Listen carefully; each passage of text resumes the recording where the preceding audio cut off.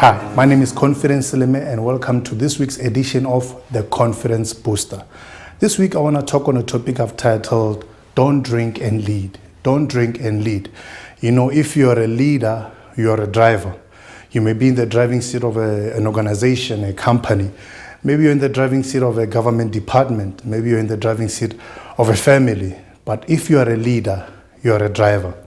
Now, the question we need to ask ourselves is, if leaders are drivers and we are leaders, are we driving drunk? Are we driving drunk?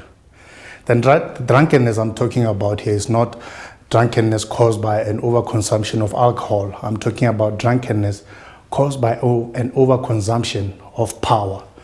Many leaders are driving power drunk. And when the driver is drunk, everybody is endangered. But how do you know if a leader is drunk on power? Here are a couple of telltale signs. Firstly, a drunk person is not easy to talk to.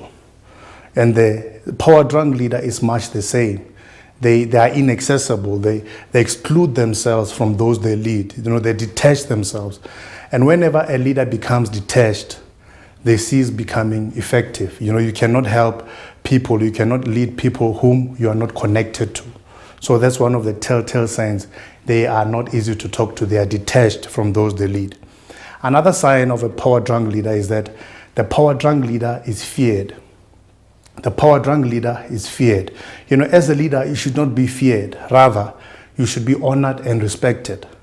You know, Hitler was a greatly feared leader, and he's the epitome of the power drunk leader.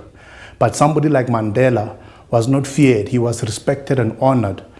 And one of the reasons that he was is because he was not power drunk. He was willing to relinquish power. Another telltale sign of a power drunk leader is that they have very little sense of direction. You know, a drunk person is easy for them to get lost. They can be set on going in one direction, but because they are drunk, they can easily lose their way. And the power drunk leader is so set on controlling everything that they forget about the vision. They forget about where they're supposed to lead the people to. All they want to do is control. That's another telltale sign of a power drunk leader.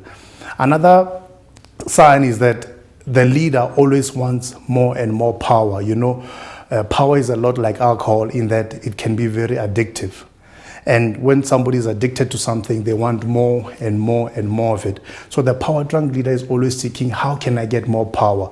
Who else can I control? What else can I bring under me so that I can have full control of it?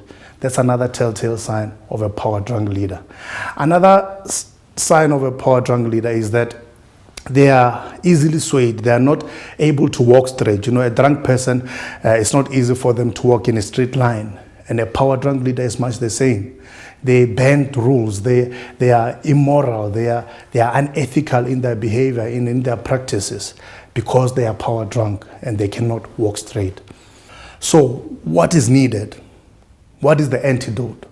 The antidote is sober-minded leadership. Leadership that thirsts not for power and more power, but rather leadership that thirsts to make an impact in the world. Leadership that thirsts to make a positive impact on the people whom the leader is leading, on the community whom the leader is leading, on the organization whom the leader is leading. We need sober-minded leadership. Don't drink and lead. Thank you.